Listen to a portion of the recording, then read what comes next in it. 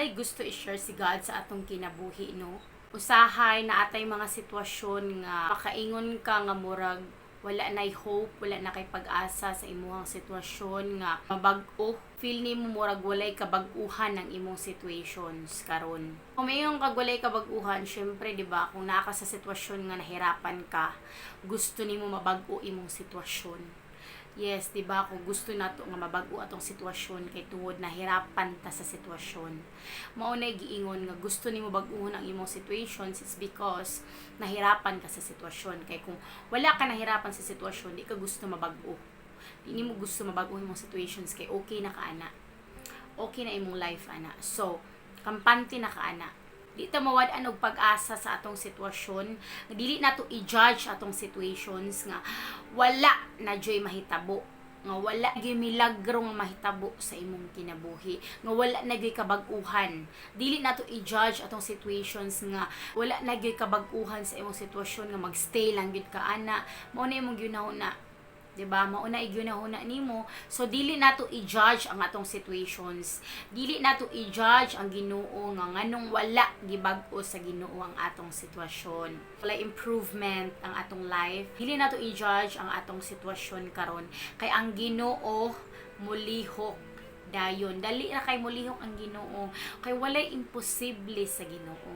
Walay imposible sa atong Amahan. Powerful siya. Naalang tayo basahon diri sa Luke chapter 1 verse 36 to 38. Verse 36, even Elizabeth, your relative, is going to have a child in her old age, and she who was said to be unable to conceive is in her 6th month. Verse 37, for no word from God will ever fail. I am the Lord's servant. Mary answered, may your word to me be fulfilled. Then the angel left her. Ang Ginoo nagpadala og angel para makipag-istorya siya kay Mary. Ibalita niya nga ibuntis niya ang anak sa Ginoo, si Jesus Christ. Grabe ang plano ni God, no? Dili nimo masabtan ang iyang plano, pero mosalig ta sa iyang plano. So si Mary, syempre no, usahay makuan man gid ta usahay kay murag ma-shock man gid ta no sa mga panghitabo sa gibuhat sa Ginoo sa atong kinabuhi.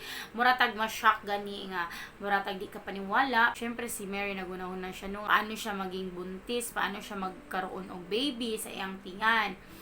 Pero ning salig gid siya kay God. Niingon ang angel, ang imuhang relative gani nagbuntis siya. Bisan baog siya nabuntis siya, di ba? Ing anak ka milagroso ang Ginoo.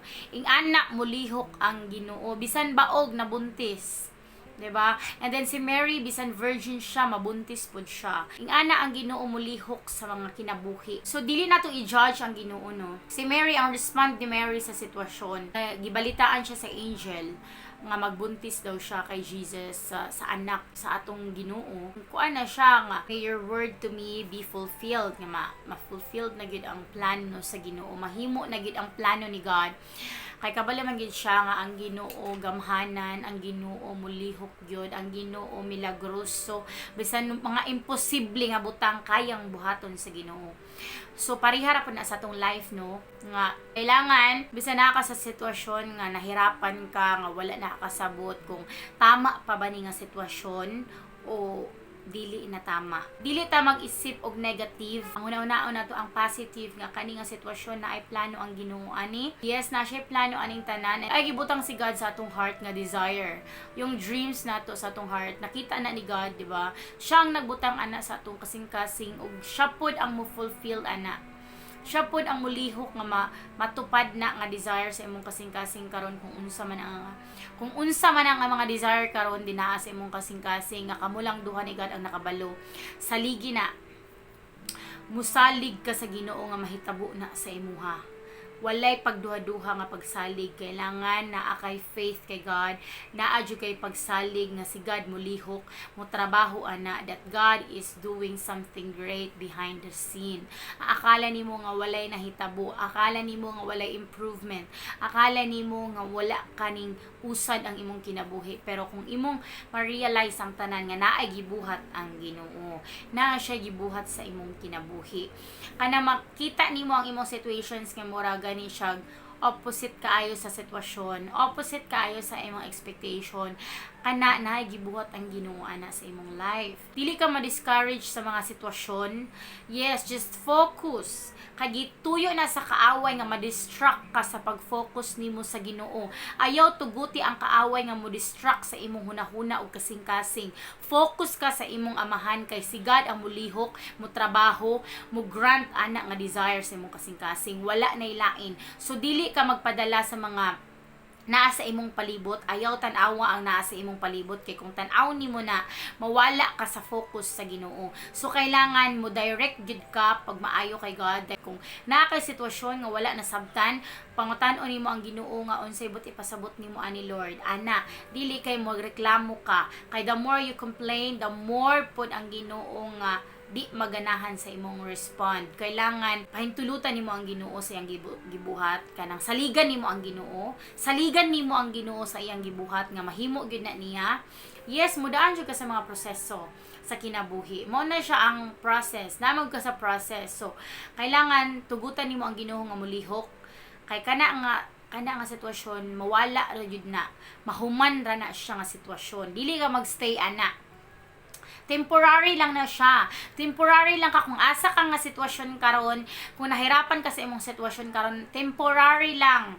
Temporary lang na gibutang ka ni God dinaa. Season lang na siya. Season ibig sabihin mubag-o pa imong life. Dili na siya permanent, no? Temporary lang. So dili ka mag-focus ana. Ayaw i-focus ang imuhang mind ana. Focus ka sa imong amahan. Dili nimo saligan ang mga sitwasyon nga naa sa imong palibot. Dili ka magunahuna nga maing-ani ko, ing-ani. Wala, ayaw gyud. Just focus. Walk by faith, not by sight. Diba? Yes, kung mo-focus magud ka sa imong palibot, mawala gid ka sa Ginoo. Ma-distract ka. No, gituyo man na siya sa kaaway kay gusto sa kaaway nga ma-distract ka sa imuhang pag-focus sa Ginoo, diba? Dili siya gusto nga maabot nimo ang giplano sa Ginoo sa imong kinabuhi. Dili gusto ang kaaway nga maabot nimo ang purpose, maabot nimo ang plano, ang gi-prepare ni God sa imong kinabuhi. So just focus. Ayaw paglingi-lingi sa wala sa tuo. Just focus, muhangad ka sa langit, magampo ka sa Ginoo. Ana, mao nay dapat nimo buhaton. Wala nay lain, dili nimo i-judge ang Ginoo nga murag wala man kay gibuhat, Lord. Ayaw pag isturag ing ana kay ang Ginoo naminaw, ang Ginoo nakakita, nakabalo kung kanus-an niya na ihatag sa imuha. So kung wala pa nahitabo, ibig sabihin di pa na nimo kinahanglan. Wala pa, dili pa na kinahanglan kay ang Ginoo nakabalo kung kanus-an na nimo kinahanglan. Ing ana siya ka powerful, ing ana siya ka mahigugmaon, hibal-an niya ang tanan. So kanang tanan proseso lang na mudaan gid ka sa ing ana nga proseso, pero kailangan bantayan nato ang atong response sa sitwasyon. Bantayan nato kung tama ba atong response sa sitwasyon o wala na mao. So kailangan bisan unsa ang imong naagian, kailangan focus ka kay God. Dili ka magpa-distract sa mga dili mao nga naa sa imong palibot, kay distraction lang na siya.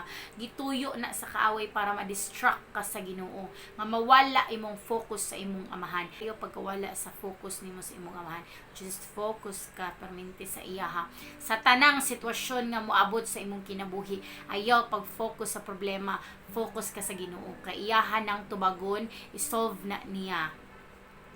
So dili ta mag-judge kay God, no, nga nganong wala na hitabo ang ing-ani, gusto ko ing-ani, gusto ko ing-ana. Yes, kabalo ang Ginoo na, paabot lang gyud.